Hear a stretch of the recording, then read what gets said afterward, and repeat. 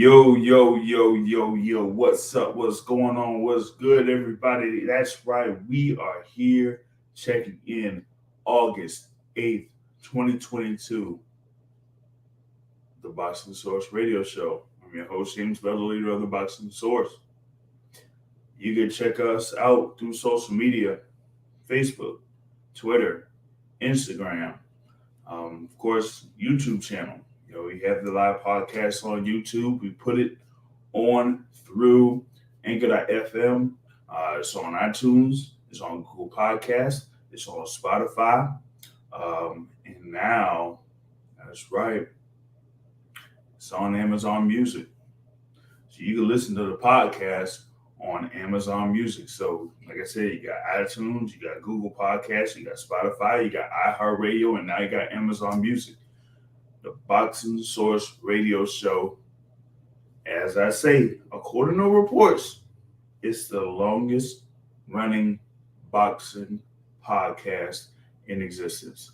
And we try to, get multiple ways to have the podcast available to the people. And so now we have added Amazon Music on the list of different ways that you can listen to the Boxing Source Radio Show. So I think that was one thing that, tried to get on here this week. So we're just working to, continue to bring the content to the people. So I thought that was one thing that wanted to drop in there. We got a fairly busy podcast for you. We're going to be having some news and notes here. Of course, what happened on Saturday night. We got a couple of things. We might talk about what didn't happen on Saturday night. And also scheduled on this particular podcast, we're going to be talking with a special guest here that is a promoter, fairly major promoter of sorts, at least to me, he is. So we're going to, see if we could get him on, speak, on a couple of topics, that, has been going over the boxing news wire. So we'll, talk with him in detail about that if he's able to join in. But till he gets in, we're going to, jump into the discussion as we're going to review, what happened over on Saturday night. Of course, we had a few things going down Saturday night. That was, over in Fort Worth, Texas. Of course, the headlining bout, Virgil Ortiz Jr. versus Michael McKinson. Both guys came to the bout undefeated. Was a WBA eliminator bout. I know that Virgil Ortiz Jr. is a WBO Intercontinental champ. But before we go into that, our special guest has now joined us, and I'm very glad that he is able to join us here. So this is coming from the East Coast, reporting from the East Coast, the leader of Sampson Boxing, Mr. Sampson Lewkowicz here. How are you doing, Brother Sampson? How are you? Oh, doing very well, doing very well. I'm thankful that you're able to join us here on the Boxing Source. So wanted to, talk about a few things here with Sampson Boxing and how things are going. I know that we recently had an announcement of sorts that deals with a couple of your fighters that are siblings there. As we had Sebastian Fundora and his sister, Gabriela Fundora. Seems like they will be involved in a card where both of them will be included. And there you go. You have that shirt there, Boxing Dynasty. So could you go into that particular thing there in detail here real quick? Well, I believe that I bring a new blood to our industry with Fundora brothers and sisters. It be historical that both of them can come up to be a champion, a male and female, for the first time in the history of boxing. So I shooting for that. But, it's a long way for Gabriela to accomplish a world title, probably a year or something. But we'll see. She's very advanced. She have an excellent amateur career, and he's exactly like brother and sister, very close. He training every day in the backyard, and Mhm. I believe that that it be a great team for boxing. Yes, and I had seen them. I think it was what was it, May, over in the venue that they are scheduled to be fighting in over in Carson, California, as they attended the card, which was headlined by the rematch between Jamel Charlo and Brian Carlos Castano, where, of course, Sebastian Fundora is the interim WBC Super Welterweight champion and is looking to get that shot at the WBC title. But at this time, he has that card where his sister's going to be on that card as well. So that's very good, and kind of like has me going back to when I met you over at the International Boxing Hall of Fame weekend when you were with Sebastian Fundora there, and that particular experience. You were part of the parade, part of the festivities there. So how did you enjoy that Boxing Hall of Fame weekend over in Kennesaw, New York? Well, I was there with David Benavidez. I was there with Sergio Martinez. So I was probably about 6 years, 6 times in the Hall of Fame. I enjoy it very much. It's something very special. Whoever loves our sport and in a sport town. Oh yes, most definitely. And you did mention, a couple of guys that you currently work with or have worked with over the course of your career as a promoter, manager, and things like that. Of course, Maravilla, Sergio Martinez, of course, well-known middleweight champion. One of the better middleweight champions of our modern time, at least to me, was So you had that, and also there with David Benavidez, WBC super middleweight champion a couple of times. And I know that with David Benavidez, he's had a fight earlier this year when he defeated David Lemieux over in Arizona, pretty much around his hometown. And we're trying to see if he wants to. He says that he's called out all of these guys and like said, "Hey, send the contract." Caleb Plant or David Morrell or Jamal Charlo. He's like, send a contract. Is there like any news or updates when it comes to David Benavidez and if he's going to be in the ring once again this year? Well, that be this year probably it can happen. It will not be with the Plant or Charlo or including Morel because Morel you have a fight, a mandatory fight against a Russian kid, and so we need to wait to see what happened in that. But he will fight most likely November, December, and we don't have anybody really in mind yet. We're Mm-hmm. looking for the best to be a competitive fight because there's not too many 168 pounders that you want to face it. I mean, not always. I say the the fighter, he will fight anybody. Mm-hmm. No fighter is afraid. When you say no, the Canelo's afraid or this is afraid or even between the boxes, say like I don't know, Boom Boom Andrade, you will say nobody want to fight me. I'm the top of the line. It's not true. The fighter, he will fight anybody if the price is right and if he's healthy. Mm-hmm. That's it. Nobody's afraid. There's no boxer that I know that they be afraid. No, with this one I will not fight. The problem is the promoters and the management, including myself. That's if I have a guy that he have no shot to win, in my mind, why we should throw him out to the wolf? And that will happen with other good fighters that the management and promoters doesn't want to throw it to the wolf. Yeah. Sometimes, promoters and managers have to make decisions that are best for their business, and in some cases, if they feel like a particular fight or an opponent isn't necessarily right for the fighter, they're not going to go forward with that particular fight, regardless of, what the offer is or the offer sheet or what the contract could be. So, like I said, sometimes fights don't get made because, hey, maybe the business isn't right, or as some fighters have said, hey, if it makes sense, the fight will get made. If it doesn't make sense, then the fight won't get made. And if financially it doesn't make sense, then the fight won't get made in that Yeah, instance. like an So, example, people say Canelo is afraid of David Benavidez. I say Canelo, I know him sin pro debut. He's not afraid of anyone, but money wise doesn't pay for him.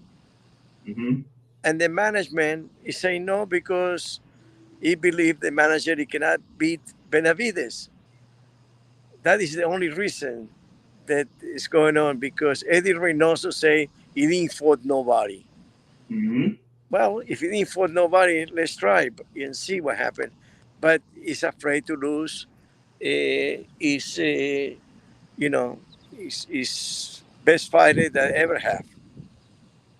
And I agree that you need to protect them, and that is the reason that fight it will never happen.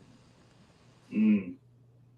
Yeah, I mean, we talk about the thing with Canelo and David Benavidez, and I know that you've had previous conversations about that particular fight and what was, offered for that fight. And, I guess, it just didn't necessarily work out. I say maybe that's still in the cards, maybe 2023. We could see what happens, with Canelo Alvarez in his fight against Gennady Golovkin in September. And then, of course, David Benavidez, like I said, would be back in the ring sometime later this year. And I know that you said, Morrell may have his fight against, I think it's Idos Basanuli, I think is the top rated contender there in the WBA rankings. So there's different opponents out there that could be in position for David Benavidez there in the super middleweight division. But he is one of the more exciting fighters there in the sport. Very active with his hands. Very tough, very rugged. Goes out to give or please the fans. So that the fans would like to see him back in the ring very soon. Yeah, hopefully everything will be okay with that. And but we need to be a little bit, always you have a hope Mm-hmm. because you believe in God, I believe in God, and always we have hope to be healthy or to be a good fights. But in the same time, God is very busy for all the sick people and people who pass. So you will not think about let's hope that this fight happen. Let's pray for that. No, we not pray for that. We pray for peace in the world. We have so many praise that is not for a fight. So if it happen, and everybody be happy, we see a good fight. And if it doesn't happen, like many fights, it didn't happen. Like Roy Jones Jr. that I used to be his matchmaker, I couldn't make Michocheski, and it was probably the best fight ever Mm-hmm. for Roy Jones in his prime. But it never happened for whatever reason. So this happened many times in our industry. Yep, that's right. And you did mention there that you were involved at one point with Roy Jones Jr. in a major boxing card. The headlining event in a venue where it pretty much like debuted as like the first boxing event at that particular venue. But that goes to show your history in the sport of boxing. Like you started like it's been a long time, so kind of like going to your beginnings in the sport of boxing, how it developed to where you are right now here with Cancer Boxing. Well, it's 30 years that I'm in this business, and I believe I have the best teacher. Now I teach the Quran, Murad Muhammad. I started Mhm. my career with him as a promoter, that he was a promoter, Roy Jones Jr., and he was a great teacher. And I learned the good thing about him.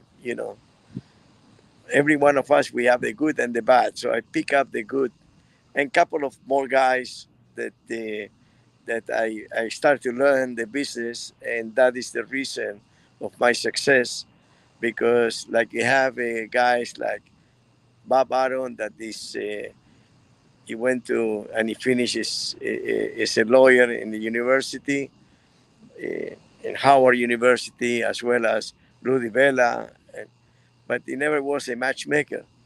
I Mm-hmm. was for almost 10 years a matchmaker, so I learned. So I not depend of matchmaking. Happened to be in the case of Bob Aaron, he had the best one in the market. Bob, he choose a good matchmaker always. He have the best. But Mm. I'm a promoter that I don't need a matchmaker because I passed through that. I didn't go to the university, but I went to the university of our sport, so I can do all the jobs, Right. and I can build I can beat. I did it actually a couple of weeks ago. I did a show in South America, and I built the ring because the guy didn't come. So, and I don't believe that. Well, Bob never seen when you be a young man, a young lawyer, he can do that, or Ludi Vela. But I did it. Ludi Vela can do matches maybe with because he was an executive of HBO, but Yeah. he cannot build a ring, you know. Yeah. So He's not gonna get his hands dirty and hit the hammer on there or nothing like that. that And is correct. So I'm very proud of my work because I can do everything in a promotion. If everybody is going to a strike, I can build the show anyway. and you did say that it is very key to have like relationships in the sport of boxing that build things or build partnerships on the way up. I know that you talk about working with Bob Arum and talking about he's a terrific matchmaker, and he says well look, this guy Sampson is a great guy, and I've worked with him for a long time. But you have stuff like that where you work with like guys like Bob Arum, like Lou DiBella, have partnerships with other boxing organizations or boxing promotional companies that where you try to work together to make the best fights possible. And I think over the years you've pretty much done that by putting your fighters in positions to have those fights to either fight for a world title or fight for a great status or things like that, and that kind of like goes to your longevity in this sport. Yeah, well, you see, uh, first of all, I have a good education. May I rest in peace my parents. And I born in a country that it never was discrimination with anyone. I still have a friend from school that he was a black man, and I didn't know he's black because in my country we didn't know he's my friend.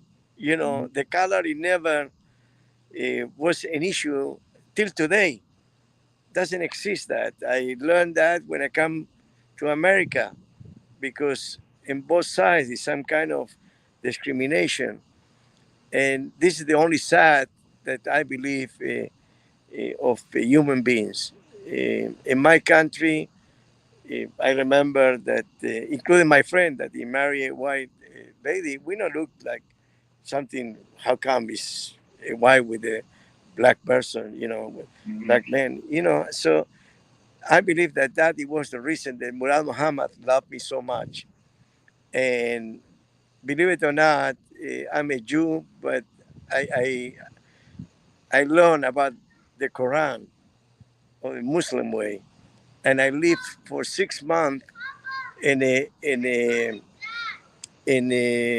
house of Muslim, so I know he's prayed and when he's praying for God, and I mean it's so magnificent.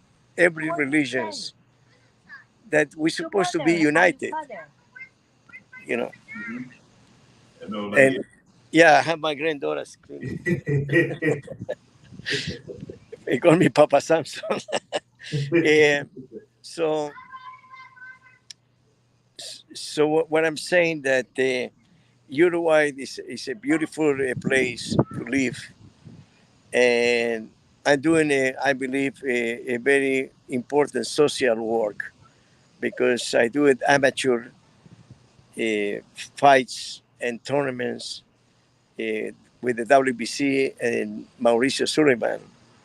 And I go very often to my country, and I have over 600 amateur fighters. And it's the only country in the world that we have a box recs, box rec with the amateurs without to be Olympians. It's the only country. So you can check my country and you see. But I took many kids from the drugs and you know, uh, additions, all kind of additions you have. Hmm. So, boxing gave me so much. To me, I have great champions, 36 of them, uh, and now I'm almost 72 years old.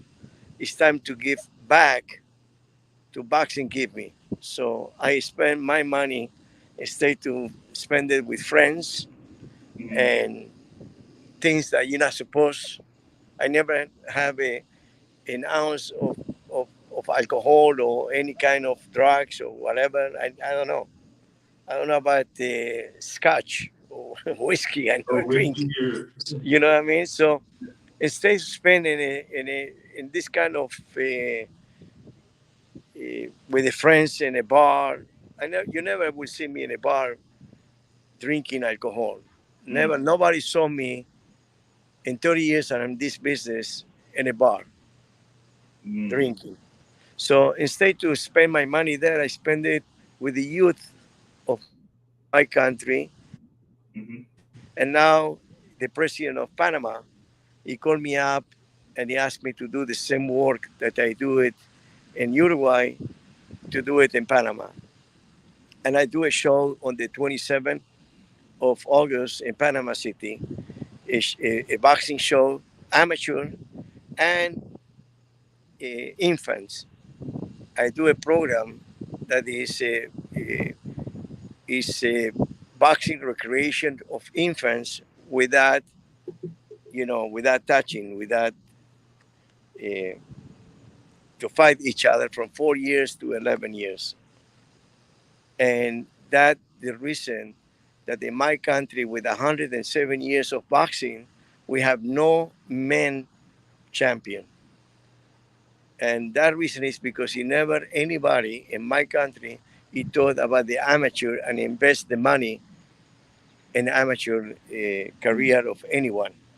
So that is what it makes me so happy that I can do that, and all that is because I have 36 champions that I help one way or the other, mhm, and I got paid very well, especially with Roy Jones. Never forgot, my son is supposed to be in college, and Roy Jones he told me, "You're sad. What happened?" I told him, "Look, I have an issue. I need to pay the my son college."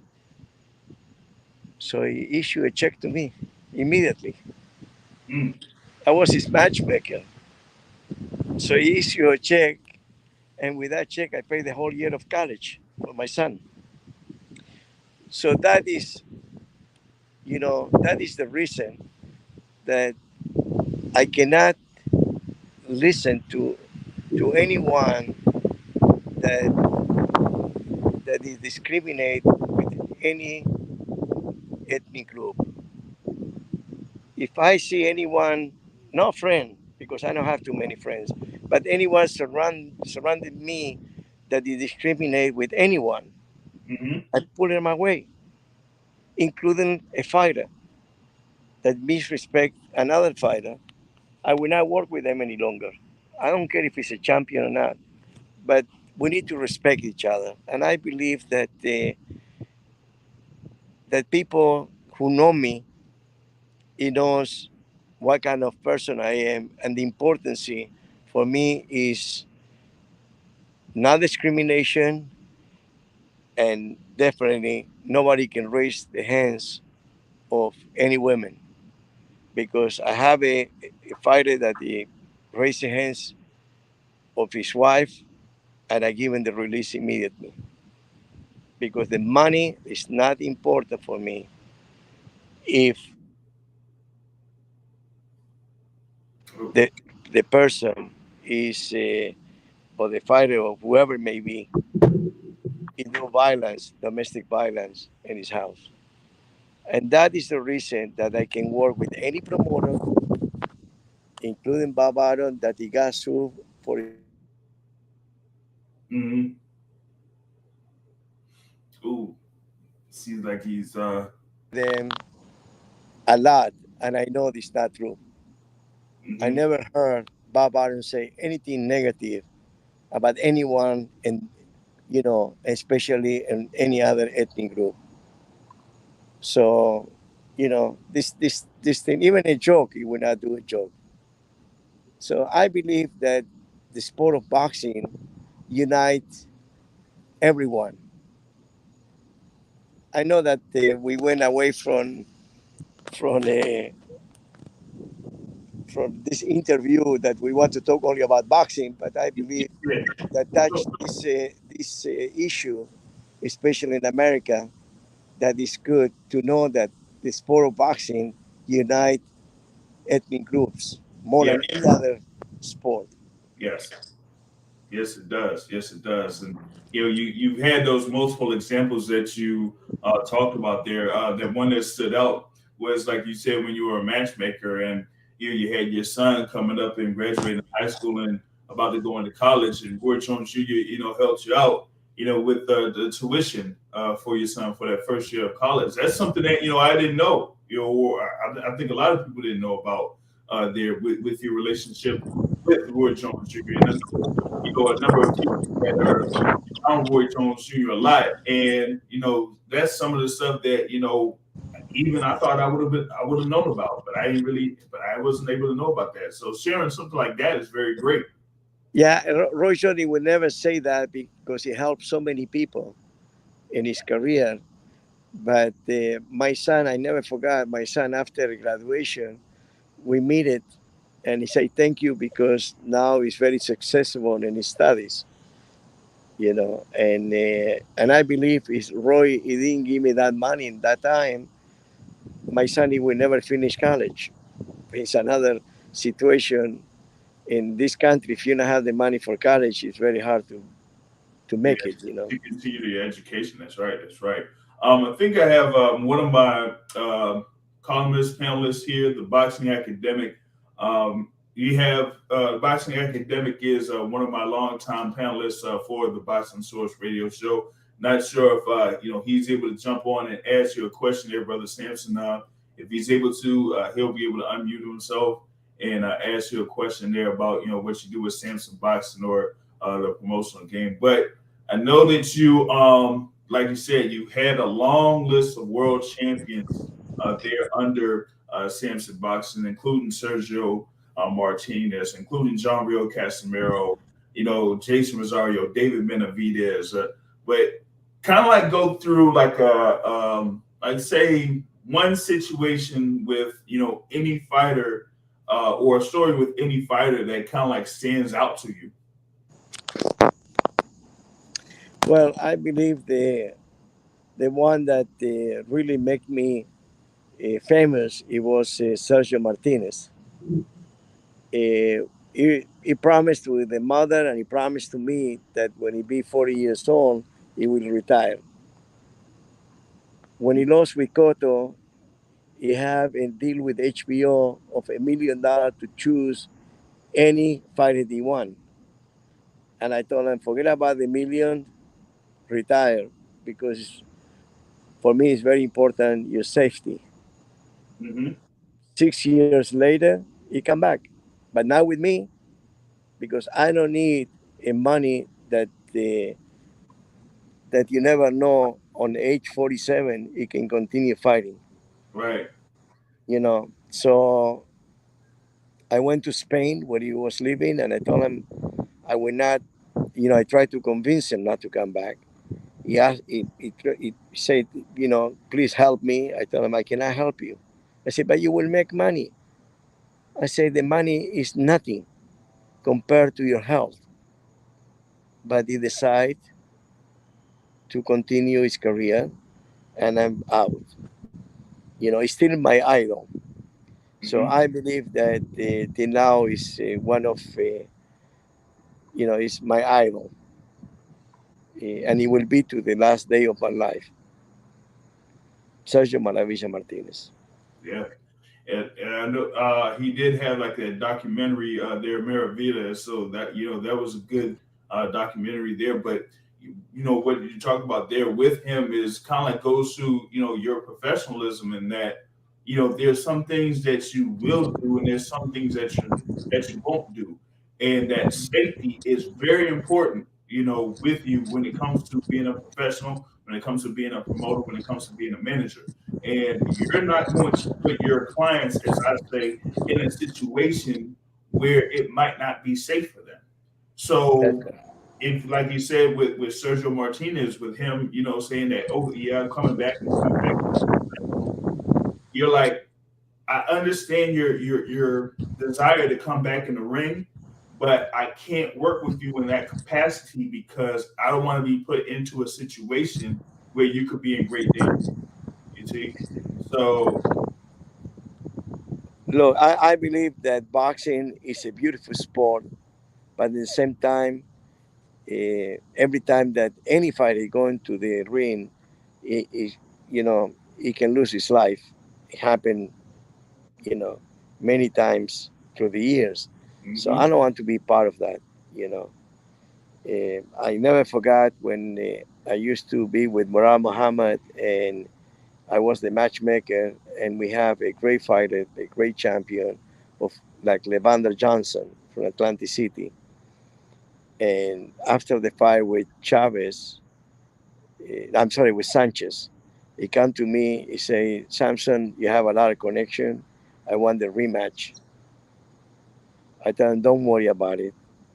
Let's go back to the locker room and let's talk about it. But don't worry about it. Relax. And after, we'll try to do something for you." And 2 hours later, he was in the hospital, and I stayed with him for 4 days, 5 days with my wife till he passed. And that it was very hard for me.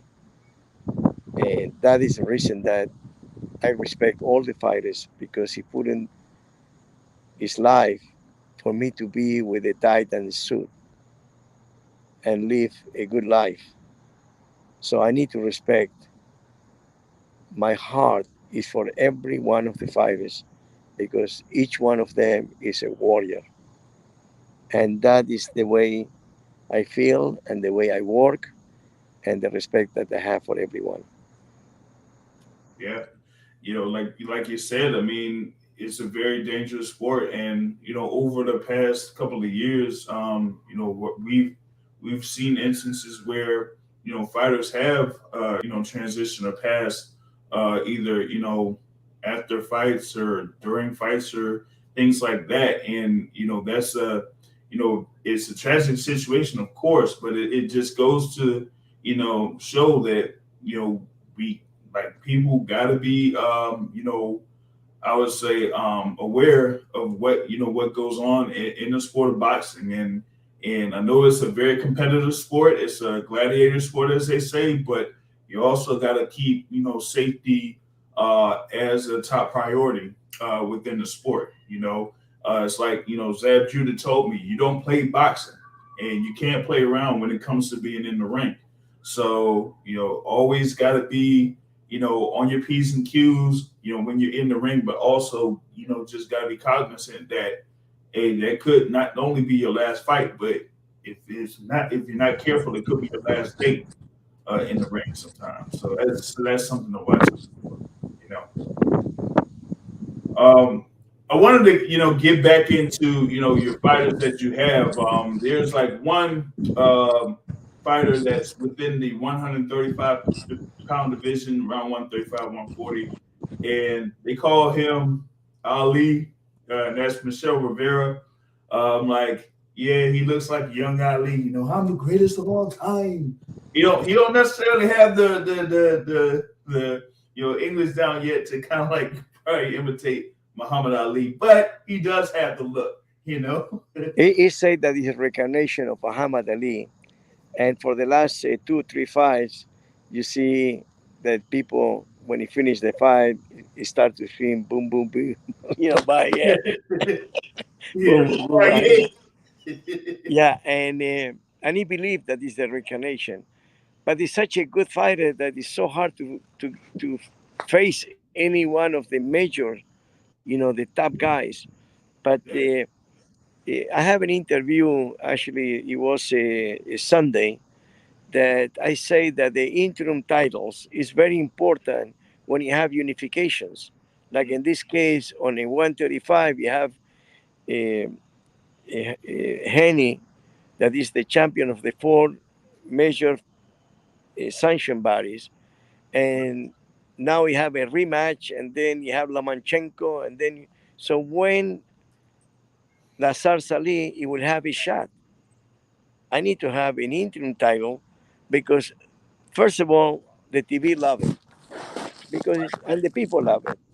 The only one doesn't love the interim is the press, and not every one of those. But I want to put the case of Michel Lazar Salih Rivera, how he can get to the top, how he can fight with the champion when all the titles is being taken Yeah. by one. And then you have uh, Javante Davis that he will choose which one. So how we can make Lazar Salih have a shot to a title? It's impossible. So now in every convention, I will request to have an interim title because we need that for the good of the fighters and for the good of the people to see more champions. hmm yeah, in that particular situation, like you said, with the lightweight division, you had Devin Haney. He was able to win the belts from George Kambosos Jr. Is now the undisputed champion, and like you said, he has that rematch in place with George Kambosos Jr. and has a contract there with Top Rank. So it's likely that after the rematch, he'll face Vasyl Lomachenko. So you have all of those titles held up, for another, what is it, like another year almost. Yeah. You know. No, it could be because then you have the mandatory for the WBC, the mandatory for the IBF, and so and so. So it can be 3 years, 4 years. Yeah. I believe it's unfair. To me, it's a crime not to have an interim title. Number one, when the champion is sick and he cannot perform. Mm-hmm. Number two, when it's unification, it must be an interim titles when it's unification, because it frees the division, Mm-hmm. and guys like Michel Rivera, he gets stuck and doesn't have no chance for the next 3 years. Right. Yeah, and he's positioned fairly high in the WBA, and also I think it's the The IBF IBF. Yeah, and the WBC, not so close, but yeah, right there. yeah.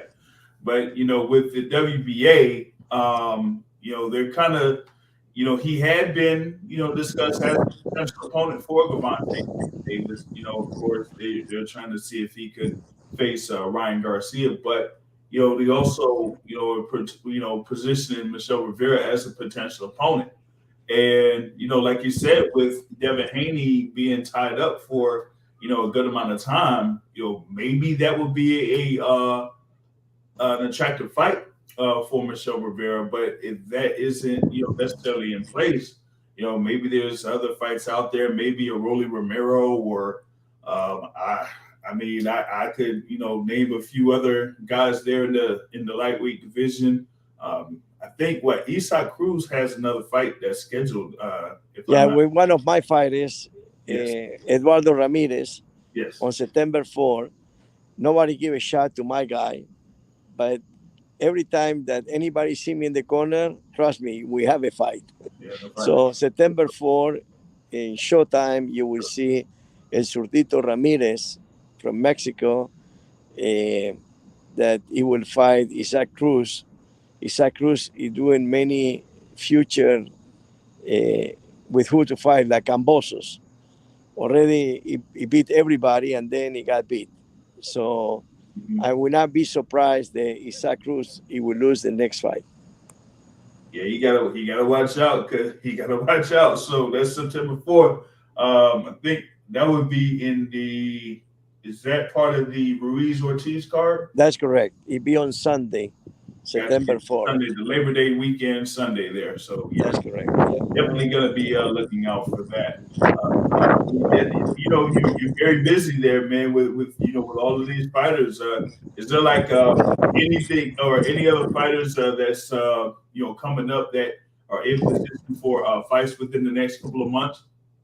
Yeah, well, we have the new generation showbox on September 9 in Atlantic City. So you can see, don't miss that Friday night with the showbox. It'll be a great 3 fights, 3 youth, all youth. And I mean, it'll be a great fights. I have the new Edwin Valero on the name of Villa, Royman Villa from Venezuela. If you remember Edwin Valero, Oh yeah. that they have everybody by knockout. This kid is 24 and one with 24 KOs. The one that he lost, the promoter of Mexico told him, if you don't sign with me, you lose the fight. And he lost the fight. When he went the distance, regardless, he lost the fight. So, Yeah. so he's 24 and one with 24 KOs. And he will face a Boca Chica that is 17 and 0 with 14 KOs. So every one of these fights in Showbox on September 9 is a great fight. Gotcha. Great fights. In So Bali that's Casino and Hotel in Atlantic City. No miss one. That one is a good one. I have to see. Yeah, I'll see if I can catch that on Showbox or I don't know. I had to see what my schedule is if I could make the drive up there or something like that. I could make a drive over to Atlantic City. That's not really much of a problem for me. I've done it before. I can do it again. So that's good. Is there like anything else out there on the horizon? There for Sampson? No, not really. It's time for me to take care. Today I'm babysitting my grandchildren, so I need to be with them now. I need to go into sleep. Oh, it's 8 o'clock already, 8:13. Yeah. But thanks for taking the time here, with us at the Boxing Source. I know that, like you said, you're very busy out there babysitting the grandchildren. I know that sometimes they could, be a little bit of a thing to try to catch up with and see where they're at and see what they're doing. So I'm very glad that you were able to, pause and sit down and take the time to talk with us here today. No, thank you very much, and God bless you. Thank you. God bless. God bless. Bye-bye. Bye.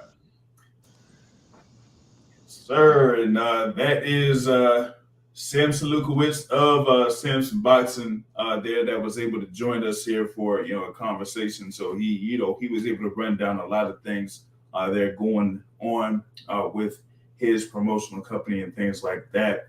And I'm very thankful that he was able to do that here. Was able to come in. He said that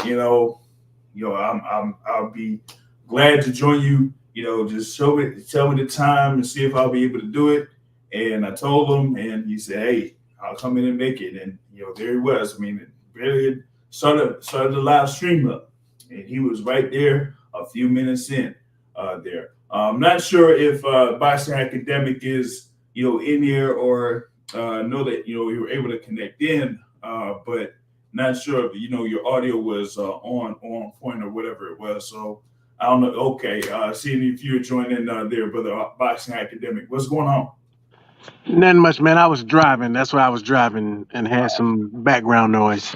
Gotcha. Gotcha. Oh, not a problem, not a problem. I didn't know if you wanted to, ask a question there for Sampson Lewkowicz when you were able to join in, but he did, talk about a few things there with some of his fighters, like David Benavidez is, looking to see if he can get back in the ring pretty soon, but you got to see about, finding an opponent for him because, he said like, the Plants and the David Morels and all of those guys aren't, pretty much available for him. So it's like trying to find an opponent.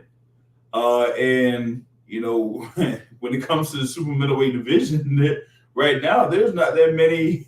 There's not that many fighters out there. So I mean, I'm kind of curious as to who would be an opponent for David Benavidez at this particular point. So that's going to be a thing there to kind of like see. You know what I mean? But when before you got on, I was going to talk about the fight between Virgil Ortiz Jr. and Michael McKinson. That was for some eliminator. I thought it was a WBO eliminator, then it turned to the WBA eliminator. I'm like, yo, wait, what? But two undefeated fighters there. A lot of people expected Virgil Ortiz to win because Michael McKinson had like what? It was like 22-0 with like 2 wins by way of knockout. So you talk about pugilism, he kind of like outpoints his opponents. It's almost like an amateur, what could somebody say? Like a professional amateur. And that's pretty much what it looked like Michael McKinson was. Virgil Ortiz, kind of like work things up.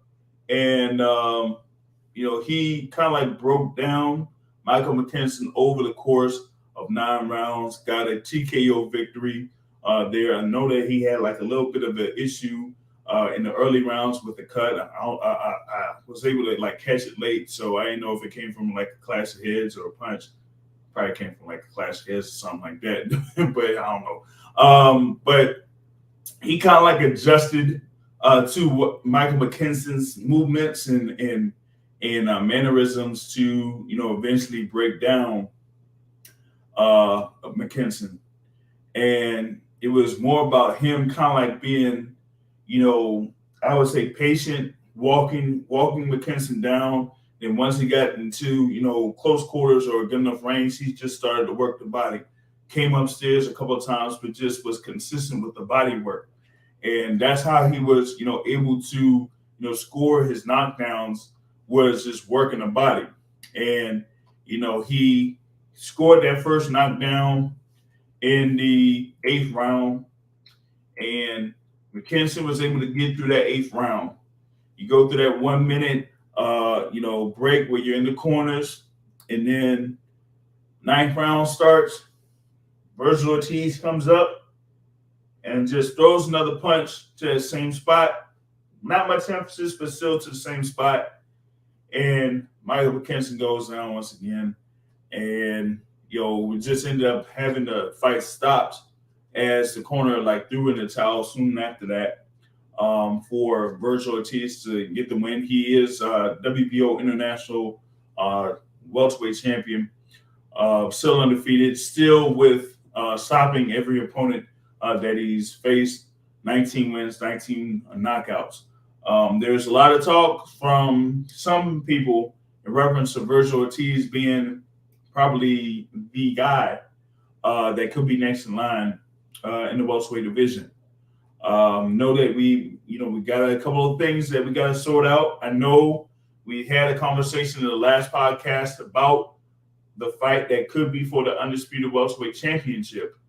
But Virgil Ortiz says that, hey, I know that things are going on, with those two guys. But if Crawford's available, I'm willing and ready to face him. Was Oscar De La Hoya was, in there talking about looking like what is Virgil Ortiz saying there? But like I said, I mean, he's been either number 1 or number 2 in the WBO rankings for at least a year now. And I know that Terrence Crawford is the WBO super champion, which means that his mandatory defense isn't necessarily every 12 months, but it's every 16 to 18 months. So come November, they don't necessarily have to call a mandatory for November or pretty much around this time. But we still want to see if there is any chance we get Spence versus Crawford. But if we don't, then maybe we get Crawford versus Virgil Ortiz, or maybe Virgil Ortiz gets something where he could fight for a vacant title. Now, if you don't get Spence Crawford and Spence moves up, he'll end up vacating the belts. And the WBA, the WBA would be vacant. And, you have Emanuel Stanionis there. You'll have Virgil Ortiz there. Stanionis and versus Virgil Ortiz could be a potential matchup. But, for me, Virgil Ortiz is kind of like reminds me a little bit of Miguel Cotto of sorts when it comes to him being a come forward fighter, break his opponents down, tries to find any openings that are available and gets to those, and tries to be very consistent with that attack. But as far as like her criticism goes, at least in this particular fight, I kind of like to see him like be a little bit or a little too patient, so to speak, in that he'll come up and he'll try to get to his opponent, but he doesn't like really do something before he gets to or goes to work on what he really wants to do. So like if he really wants to get into the body or do work to the body, you got to come in and see if you could, do something like throw jabs, throw, a lead right hook, or throw something before you're able to get into the inside and do some work. Because to me, someone with a very consistent jab would give him problems. There are also, potential matchups for Virgil Ortiz Jr., even though he's with Golden Boy, and even though we had that situation with Golden Boy Promotions in the zone, that they say like, hey, maybe you can put him in there against other top contenders in the welterweight division. Maybe like a Conor Ben, maybe like a Jerome Business, maybe like a Keith Thurman, maybe like a Yordan Azugas. But I mean, it remains to be seen if those matchups would be even talked about. I mean, shoot, they're talking about Conor Ben going up a couple of divisions to fight Chris Eubank, so that particular fight may be out. Jerome Business, even though he's with Cameron Duncan, they kind of like have a deal with Showtime, so they're trying to feature Jerome Business on Showtime. So him and Virgil Ortiz Jr. probably wouldn't happen right now. Probably could happen at 154. So you have those other potential matchups. Like I said, Keith Thurman's Keith Thurman one time. Fairly high guarantee, for him getting in the ring. And so that's why, we've seen recently, like he's talking about he wouldn't mind facing Danny Garcia again, even if it's at 154 pounds. So that's out. So then there's Yordan Azugas, who, of course, lost the WBA title to Errol Spence. And ever since then, I know that he had his eye pretty much mashed up in that fight. But he's recovered from that. He was actually in attendance at the Danny Garcia Jose Benavidez Jr. fight at the Barclays Center in the previous week. So he's kind of like looking at, okay, what's out there for him, as far as like a next bout. He could be a potential opponent, but I don't know what his contractual situation is. But there's a lot of potential opponents there for Virgil Ortiz. I'm hoping that it is not a fighter that recently went up to the welterweight division in a fight that was last weekend, but maybe not. There could be, or maybe they have someone else in Golden Boy Promotions like Alexis Rocha, who could be a potential opponent there for Virgil Ortiz Jr. But Boxing Academic, if you're able to jump in, do you have any thoughts there on Virgil Ortiz Jr. there in the welterweight division?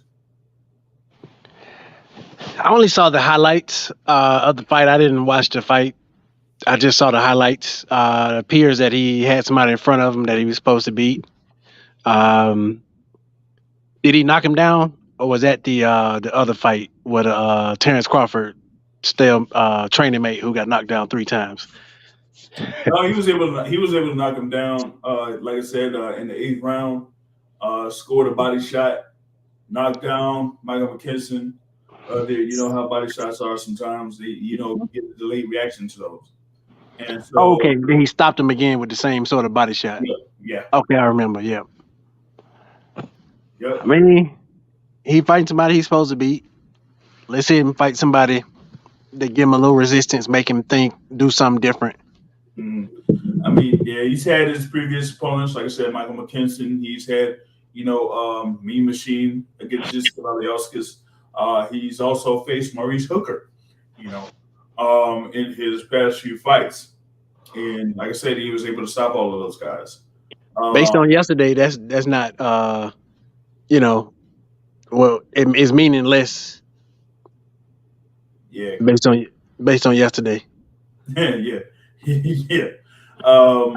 And so, there are like some people that say, hey, because he's faced guys of this level, or like a Samuel Vargas or Brad Solomon, that okay, he's ready for quote unquote the big boys or whatever it is. He's highly ranked in the WBC rankings. He's been number one in the WBO. And now he's number one in the WBA. And I know that being number one in the WBA doesn't necessarily mean that you get a shot at the super champion, but you get a shot at the either the interim or the the regular champion.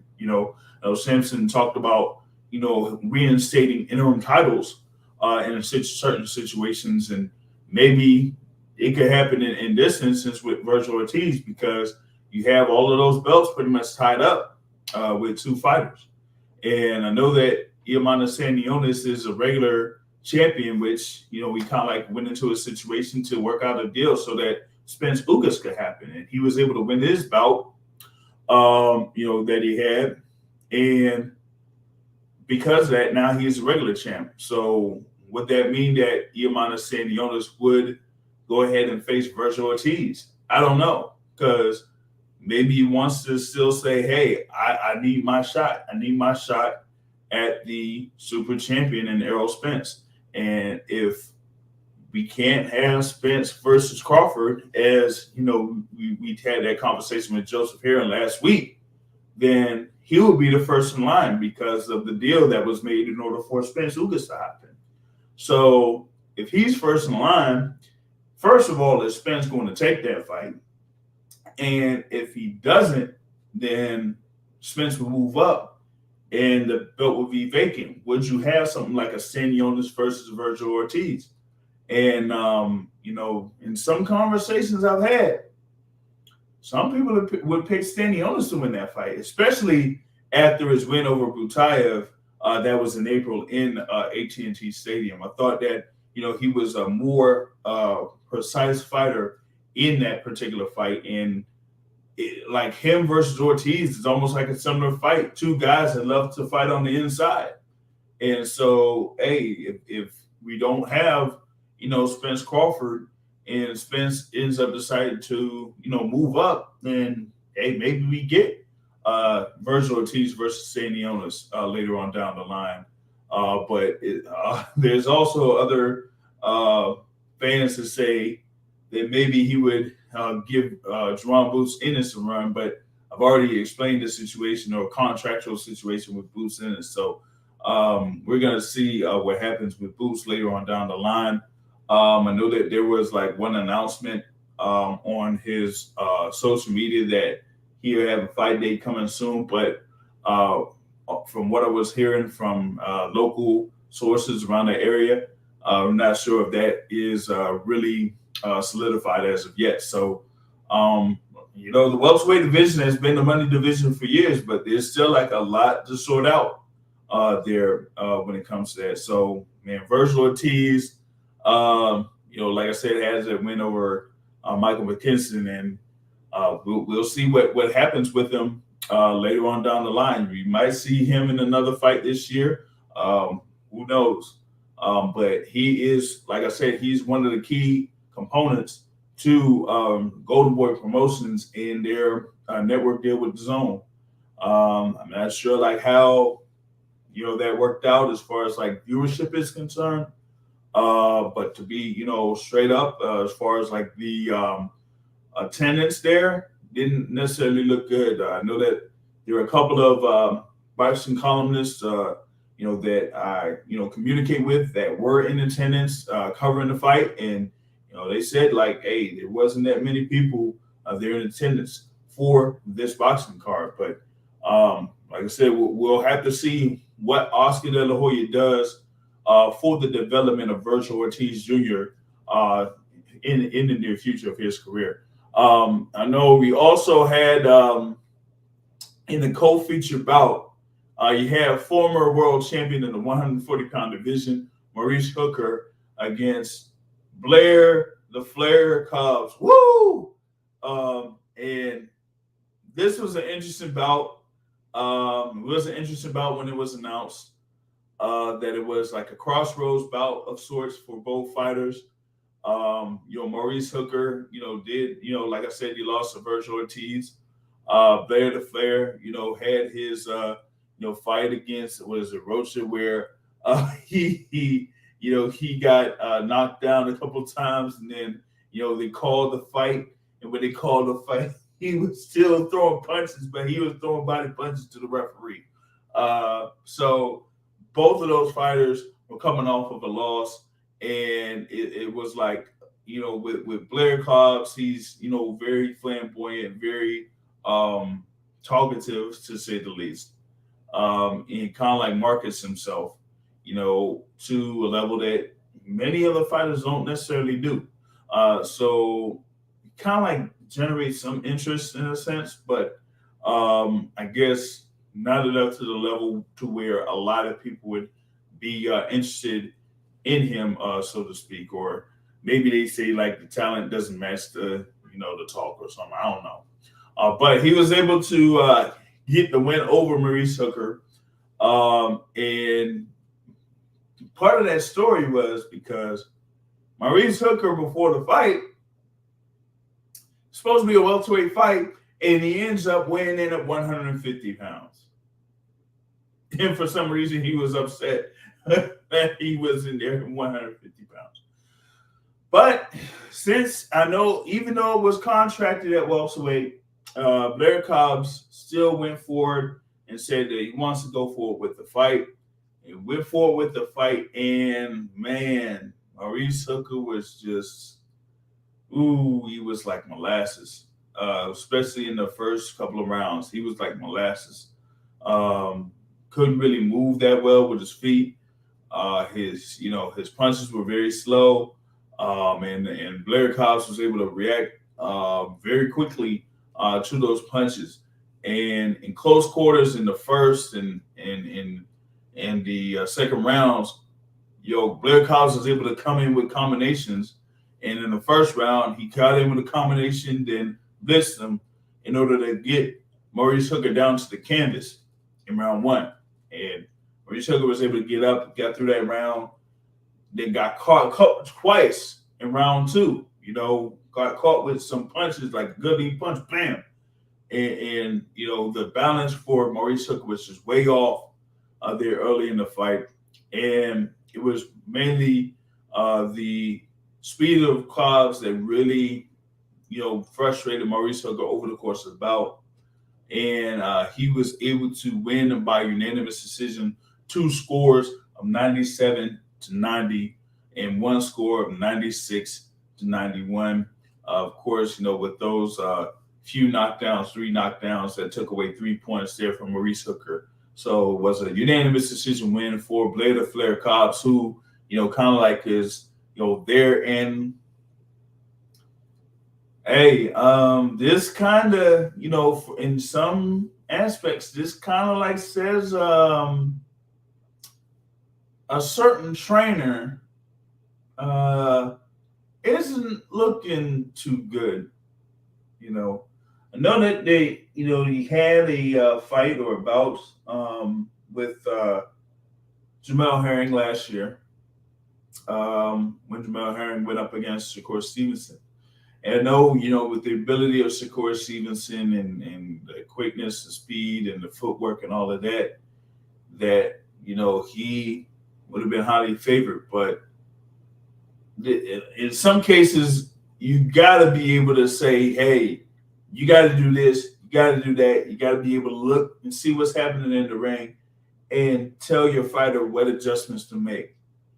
And it seemed like in this particular fight here with Blair Cobbs and Maurice Hooker, and Maurice Hooker was in the corner, that Mr. Brian McIntyre couldn't necessarily give Maurice Hooker any pointers to try to get himself back into the fight. And he almost he almost looked like a cheerleader of sorts in a couple of those rounds.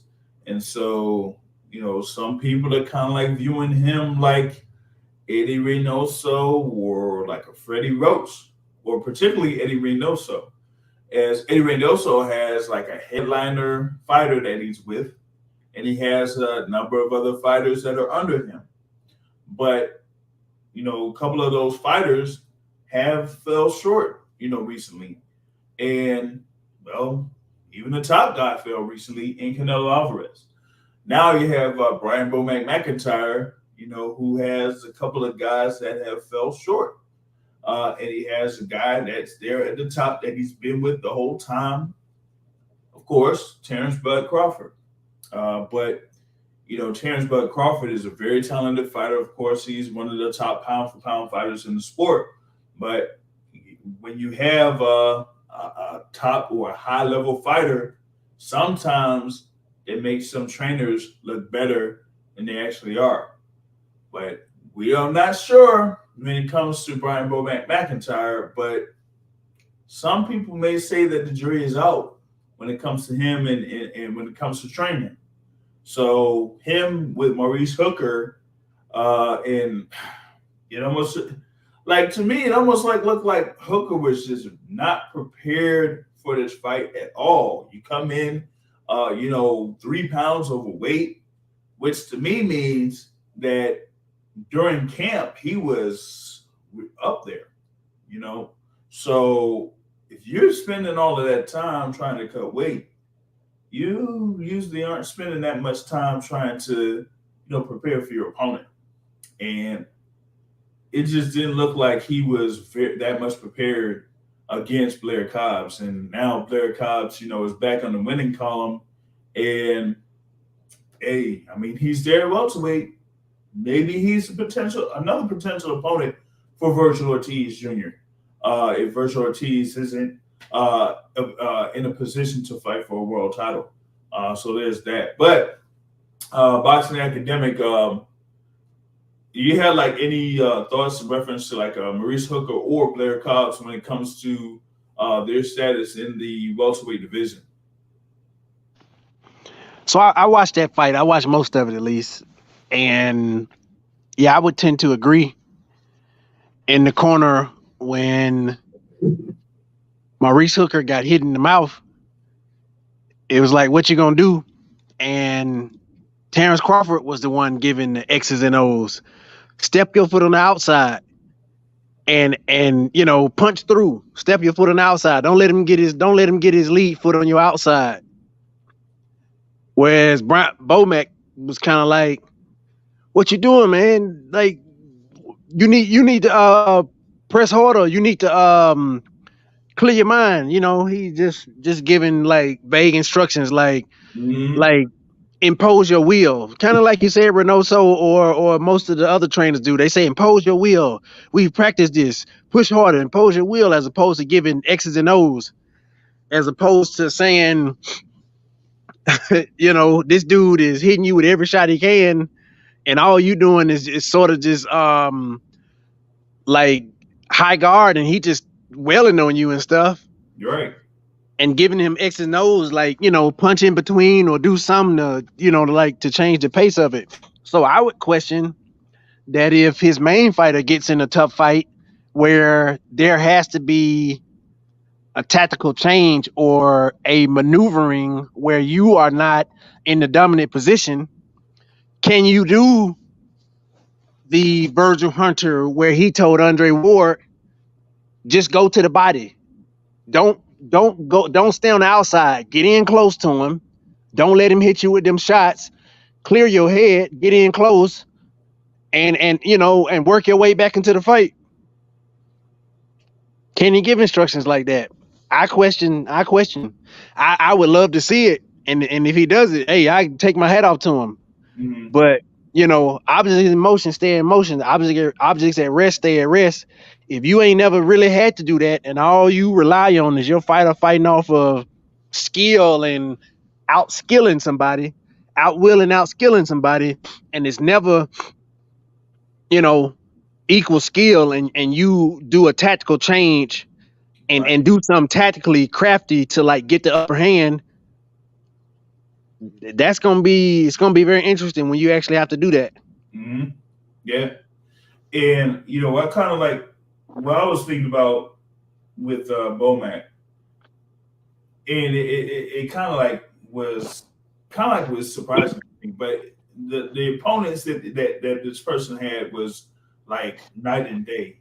But still, you have Jamal Herring, of course, has been a guest of the Boxing Source radio show, fan of his and stuff like that. Jamal Herring had one fight against Carl Frampton.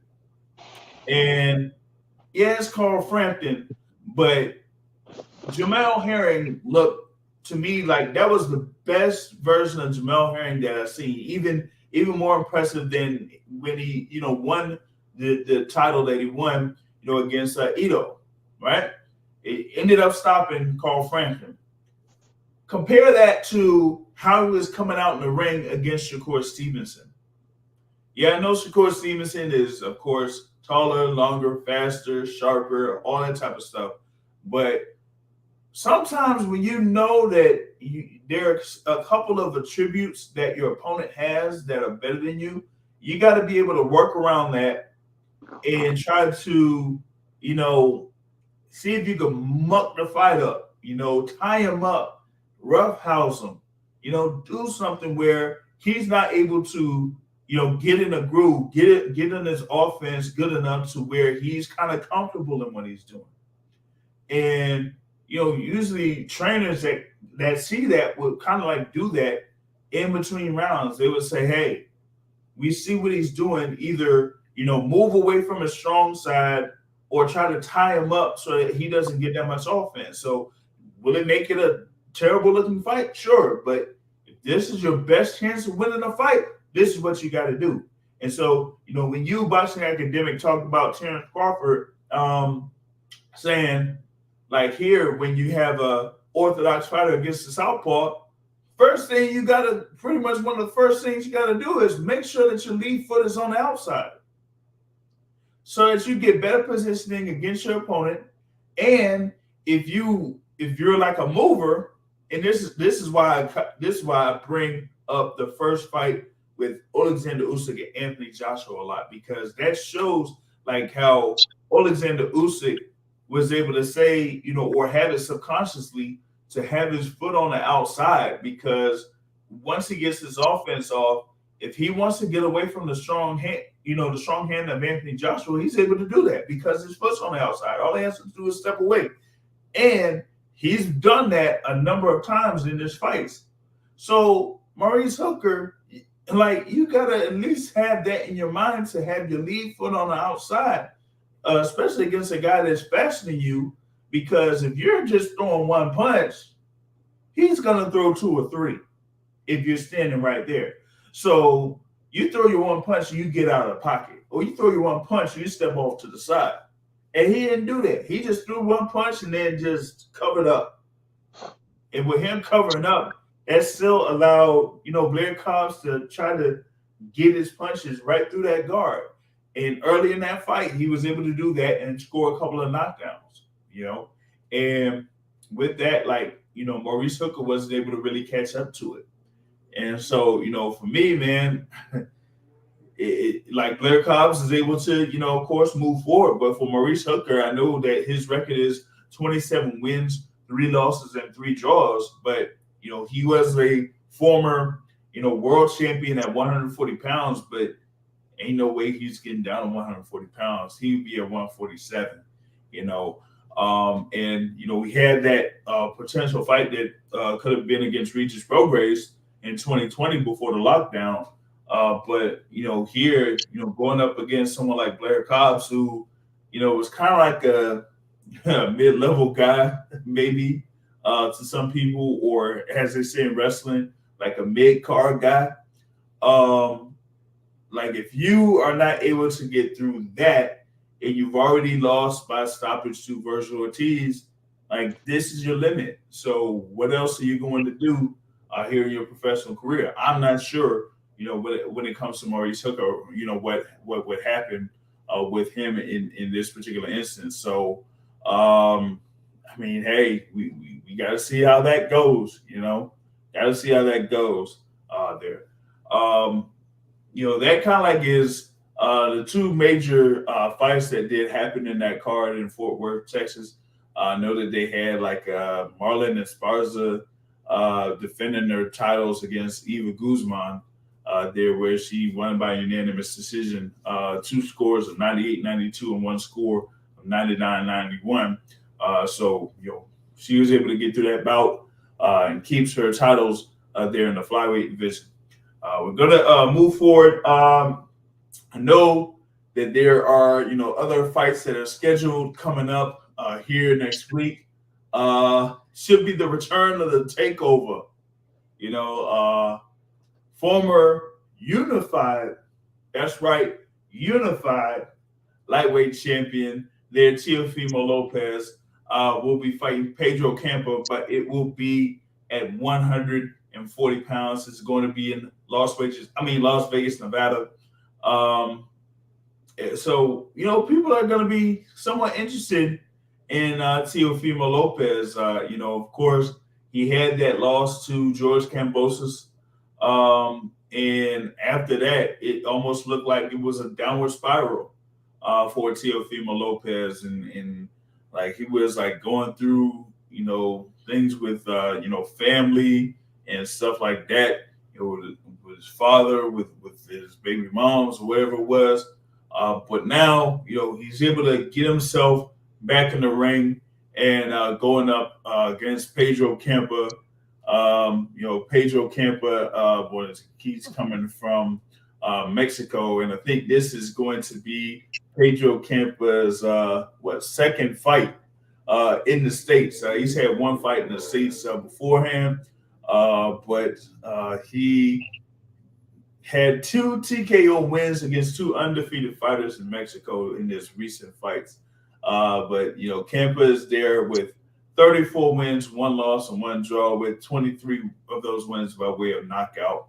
But like I said, a majority of those fights were in Mexico, and we know the level of opponents that Teofimo Lopez has faced. Of course, he won that IBF lightweight title against Richard Comey and did defeat Vasyl Lomachenko there at lightweight. So you pretty much are very interested in seeing what happens here with Teofimo Lopez as he gets in the ring there against Pedro Campa. And also, Xander Zayas is going to be in this card against Elias Espadas. Xander Zayas is one of those very, very good prospects there in the super welterweight division.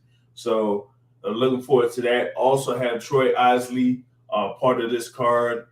Duke Reagan is part of this card as well. So you got a number of guys that are, prospects or are on the up and up in their respectable divisions that will be part of this top ranked card that is in Resorts World, Las Vegas there. But we also have August 20th, Adrien Broner versus Omar Figueroa Jr. That is a fight that, I'm very interested in to see what happens with both fighters.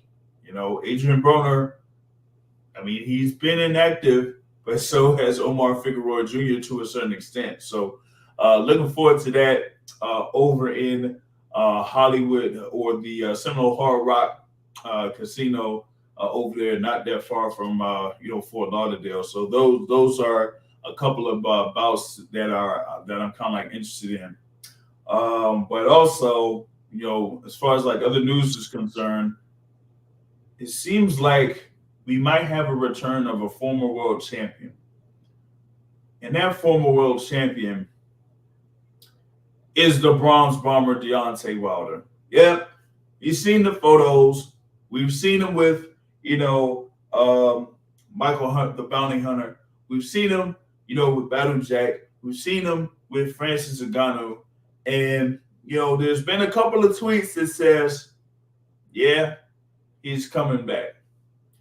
And so we're going to see soon the former WBC heavyweight champion Deontay Wilder in the ring, looks like. Not sure when it will be. But with the return of Deontay Wilder, I'm thinking that is partially due to what was said last week. I'm really, really doubtful that Spence versus Crawford is going to happen this year. Spence versus Crawford was going to be, not only like the headline bout for the fall schedule, but it was going to, take a good number of the budget from, whoever was going to cover that fight. And so, with there being like real doubts that the fight's going to happen, you got to have something else to fill out the schedule, and having Deontay Wilder in the ring, having the interest of some of the boxing fans, that could get, fans excited. I know that, one of our frequent columnists there, MVO, is salivating at the potential return of Deontay Wilder. And I know that the vice president of the Deontay Wilder fan club, the Boxing Academic, is pretty could be pretty satisfied that Deontay Wilder could be back in the ring. Any comments on that, Boxing Academic? Yeah, I'm just looking forward to him to get his win up, and just make sure he focus on the win, and maybe get a few rounds in there where he jab and keep some distance, and then bust somebody head. Round 10, that'd be a good round. Knock him out, have him gyrating in the ring, that type of thing. Now, I know that there have been a list of potential opponents for Deontay Wilder. In another podcast, the PBC podcast with Kenneth Buhari and Michael Rosendahl, they did talk about maybe a Robert Helenius or maybe a Frank Sanchez as a potential opponent for Deontay Wilder. I've kind of like said it would be someone like Robert Helenius, someone that's tall, big, does have some power behind his punch, but is someone that you could probably with Deontay Wilder, he would be a little bit quicker than Robert Helenius, but it could be as MVO says, two big meaty men slapping whatever it is. But it would be something where, you would have a high potential of someone get knocked out, if it's that. Another potential opponent is Frank Sanchez.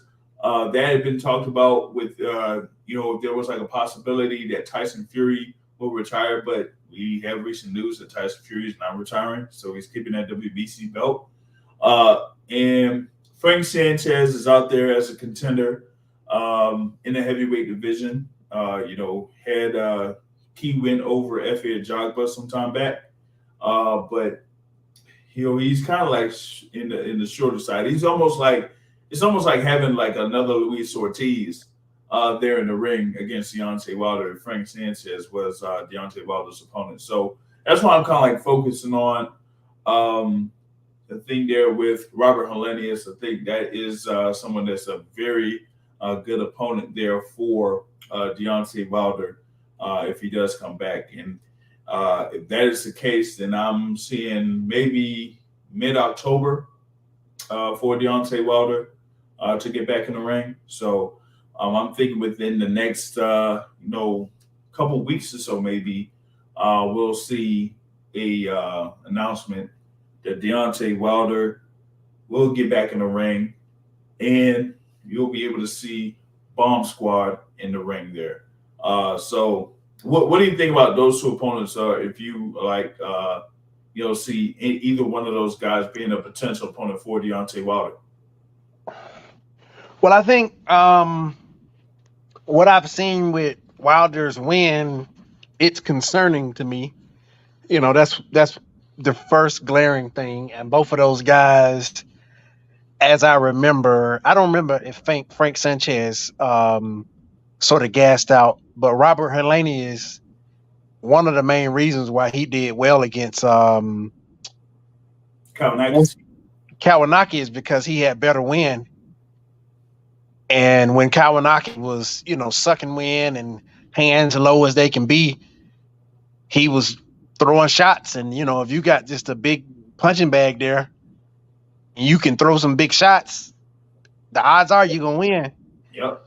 I don't think Wilder will be like that because, well, let me say Helenius, with him having height, that will definitely be an impediment to Wilder. It's something that Wilder needs to sort of learn.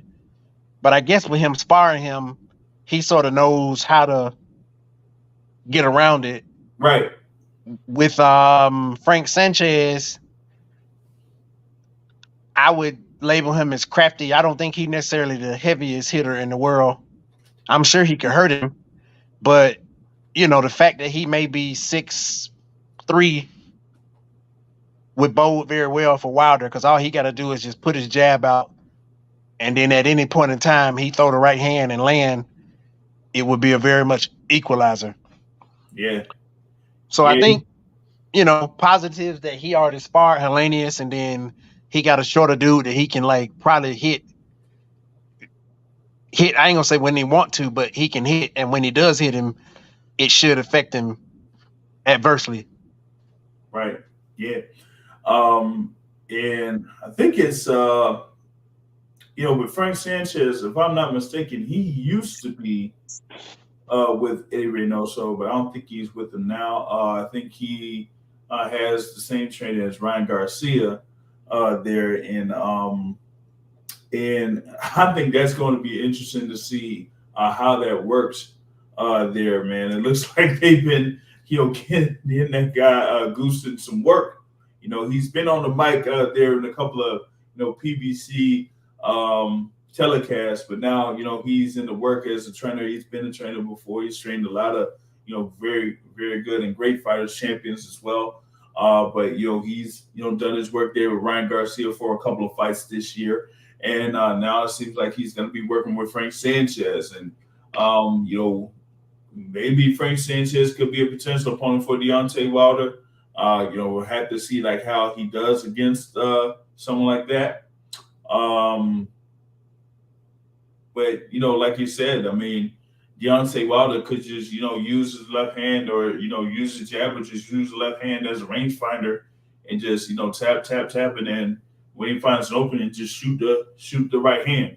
Or like he's been working with Malik Scott, he can still do the thing where he just does a jab low, or tries to go to the body with a jab, and then just develops more openings for his right hand later on down the line if he does that, So, I just see those two guys as potential opponents. Therefore, Deontay Wilder in the heavyweight division, and that's something there that I'm going to be looking out for as far as any updated news for that bout. I know that there was one fight that was announced recently when it comes to Jojo Diaz and William Cepeda. This particular bout is interesting because it looks like that we'll have Jojo in the ring against Cepeda instead of Jojo against Ryan Garcia. I've been looking for a Jojo Diaz versus Ryan Garcia fight since pretty much the beginning of this year. And for some reason, it just hasn't materialized. But now you got Jojo Diaz, of course, former world champion in the super featherweight division, former world title challenger in the featherweight division. They're going up against undefeated William Cepeda. So that's going to be a pretty good matchup there. And there's like one other bout that was kind of like announced in the super lightweight division. Looks like you're going to have in the WBC Jose Cepeda going up against Regis Prograis, and that would pretty much be for the WBC super lightweight championship. I think that's going to be a very good fight. Regis Prograis gets another shot at the world championship. They're at the 140-pound division. Of course, Josh Taylor is the guy that handed him his only loss in his pro career. Of course, Josh Taylor became the undisputed champion, and Josh Taylor is looking to have a rematch. There against Jack Catterall, who cooked him, but they ended up having Josh Taylor still come out there with the decision in that bout. So he wants to see if he can run it back in a rematch with Jack Catterall. Not sure if it's going to be at 140 pounds or at least shade above 140 pounds, but at least that particular division looks like it's sorting itself out a little bit there with the world title situation, also with the top contenders there at 140 pounds. So, we do, have that as one thing that I'm looking forward to in the 140-pound division, as Cepeda, or not Cepeda there, but with Regis Prograis there against Jose Cepeda, that is going to be a very, very good bout there at 140 pounds. But that kind of like runs through mostly everything that I have here in this particular podcast. I thank the Boxing Academic here for joining us in this particular episode, and also Sampson Lewkowicz for being here at the beginning of this particular podcast to talk with us here. Gave us a lot of great information there with Sampson Boxing. Also, dropped some tidbits about working with the likes of Roy Jones and Maravilla, Sergio Martinez, among other fighters that he's worked with, in the past and the present. So definitely thank him for being part of this particular episode. And, we're going to see if we could run it back here once again next week. I know that I am planning to be in attendance for Broner versus Omar Figueroa. If that's going to be an event, over there at that Seminole Hard Rock and Casino, I mean, that's going to be something. Or actually, before I roll out, I do want to talk about Adrien Broner, because he had a recent conversation where he was talking about, I know they had this fight here against Omar Figueroa Jr., but he did talk about Floyd Mayweather and talk about he wouldn't mind fighting Floyd Mayweather in an exhibition bout, where they can get at least, he said 9 figures apiece.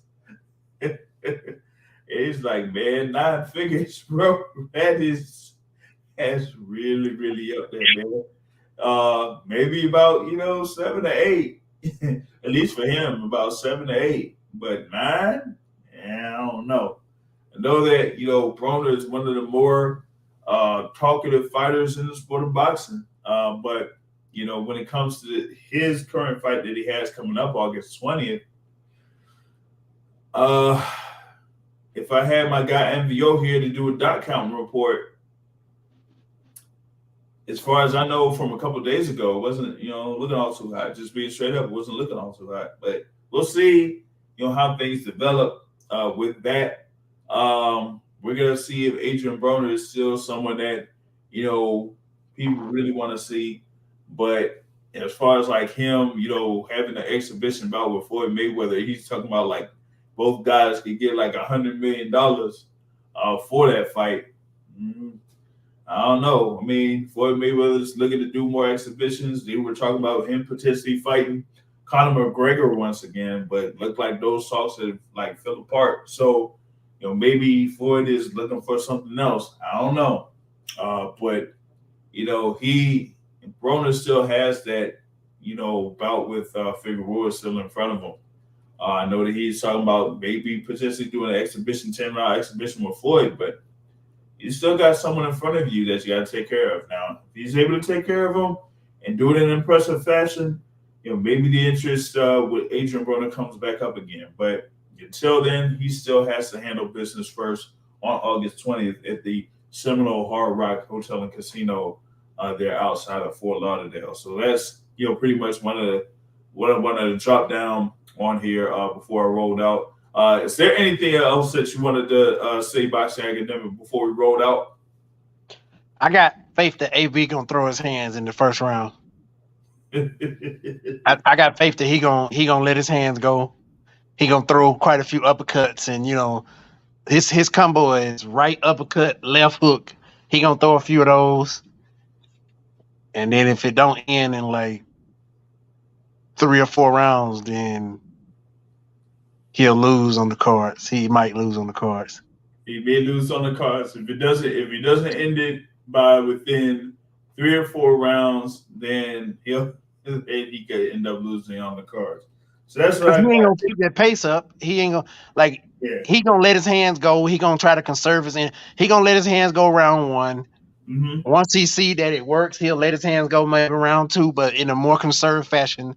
As the fight goes on, he gonna conserve his energy, and Figueroa gonna keep throwing punches. He might land some counters that are good, but unless he land a counter and like super hurt him, which could happen because Figueroa is a damaged, his like punch resistance is compromised. But unless he gets a good counter, he gonna lose on points because he can't keep that pace. Yeah, I mean, Figueroa, in his last bout last year, got pretty much like torched by Abel Ramos over 6 rounds, man. And then in the previous fight, he got clearly outboxed by Hernan Ugas. Didn't he get knocked out there too? Not in the Ugas fight. Not in the Ugas fight, but Abel Ramos fight, that was the one where he got stopped. That was his first stoppage loss there. So he's coming off of 2 consecutive losses. He did have an extended layoff between the Ugas fight and the Abel Ramos fight.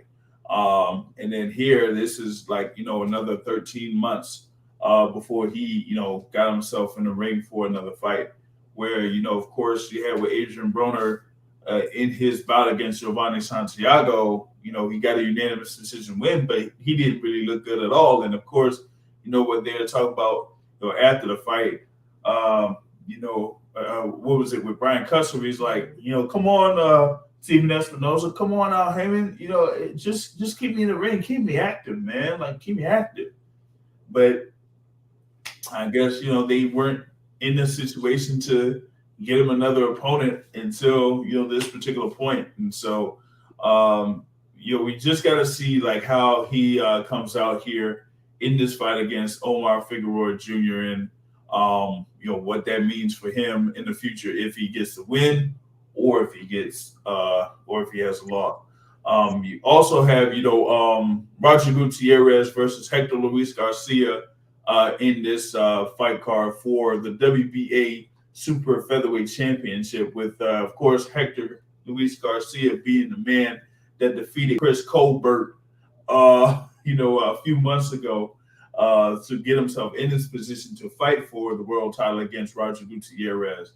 So you do have that, and also Alberto Puello versus Bodazan Akhmadov for the regular super lightweight title there in the WBA. And also, Sergio Martinez is part of this card, Rashay Warren is part of this card, and Evan Holyfield is scheduled to be on this card. And that is one fight that I'm interested in seeing there against Jermaine McDonald. Of course, Evan Holyfield, had the loss in the first fight against Jermaine McDonald. It was, hand down, man down. He got caught and, hit the canvas and, just got, the cat count waived, I think, so now they're going to have the fight once again. So we're going to see if, Evan Holyfield has, learned from his mistakes here in this rematch against Jermaine McDonald. And, sometimes, how they usually do things with rematches, especially when they're like immediate rematches. So we'll see how this goes. But with that being said, that's what I got here for this particular episode. Like I said, thank the Boxing Academic for joining in. Thank Sampson Lewkowicz for being in at the beginning of this particular podcast. Like I said, you can catch these podcasts on iTunes, Google Podcasts, Spotify, iHeartRadio, now on Amazon Music also. So you'll be able to listen to it on the go, or you'll be able to watch it through YouTube. And thanks for all of those that have joined live to listen in.